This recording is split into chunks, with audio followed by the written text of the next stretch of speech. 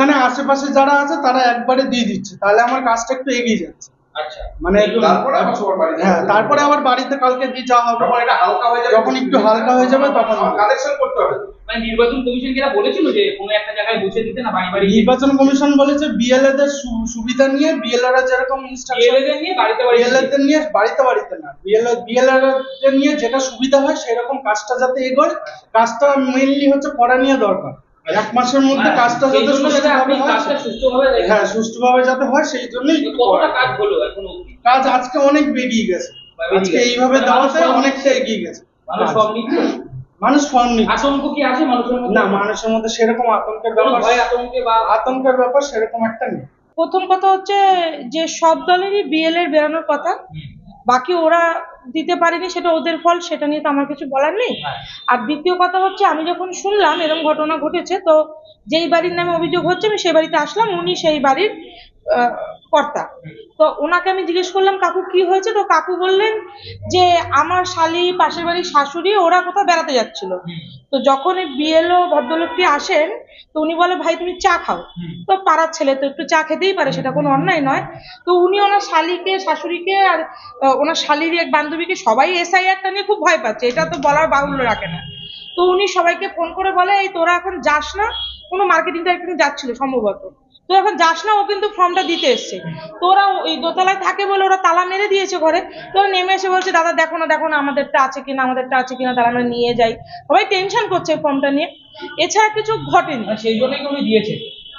এবারে ওনারা তো বাড়িতে তালা মেরে চলে যাচ্ছে, এবার ওরা যাচ্ছে কোথাও মার্কেটিং এ, এবার ওরা তো বিএলও তো সেই জন্যই দিয়েছেন ফর্মটা।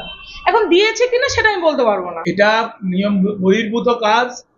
ইলেকশন কমিশনের যে ইনস্ট্রাকশন আছে, যে রাজনৈতিক দল তাদের এজেন্ট দিতে পারবে, তাদের এজেন্টকে সঙ্গে নিয়ে বাড়ি বাড়ি গিয়ে ফর্ম দিয়ে সেই বাড়ির কোনো না কোনো একজন ভোটারের কাছ থেকে রিসিভ করিয়ে তারপরে ফর্ম দিয়ে আসতে হবে, এটা নিয়ম।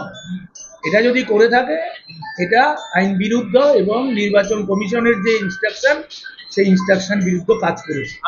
যারা তৃণমূল কংগ্রেসের কর্মী, ওরা তৃণমূলের সাথে আতাত করে এসআইআর এর নাম করে এই ফর্মগুলো নিয়ে যে দুর্নীতি করবে না, সেটা তো ভাবাই যায় না। যেখানে বাড়ি বাড়ি যাওয়ার কথা, সে বাড়ি না গিয়ে একটা স্কুলের ঘরের মধ্যে বসে সব ফর্ম নিয়ে বসে আছে, শুধুমাত্র তৃণমূলের বিএলএ নিয়ে। বিজেপি বা সিপিএম এর বিরোধীদের কোথায় বিএলএরা? তাদেরকে ছাড়া শুধুমাত্র তৃণমূলের বিএলএর সাথে বসে একটা ঘরের ভেতরে একজন বিএলও কি করে এটা করে, আমার মনে হয় সেই বিএলও ভুলে গেছে যে অন্য রাজ্যে বিএলওরা কিন্তু জেলও কেটেছে। জানাবো ইলেকশন কমিশনের কাছে। আর এই ধরনের কাজ বাংলা জুড়ে সব জায়গায় হচ্ছে। কেন বিএলওরা বিরোধী দলের যারা বিএলএ হয়েছে তাদের সাথে যোগাযোগ না করে শুধুমাত্র তৃণমূল কংগ্রেসের বিএলএ কে নিয়ে বেরোবে কাজ করতে? আর তাও কি কাজ করবে ডোর টু ডোর না গিয়ে একটা বাড়িতে বসে? এটা কখনো হয়? একটা স্কুল ঘরে বসে থাকবে? এটা কোনোদিন হয় না, এটা কোনোদিন সম্ভব নয়। 99 সুবিধার্থে তিনি ছিলেন। সেই সুবিধার্থের জন্য ইলেকশন কমিশনের কে বলতো, তারা জানাতো যে আমরা একটা ঘরে বসে করব, একটা ক্লাবে বসে করব, কি তৃণমূল কংগ্রেসের পার্টি অফিসে বসে করব। ফলো করুন সংবাদ প্রতিদিন ডিজিটাল।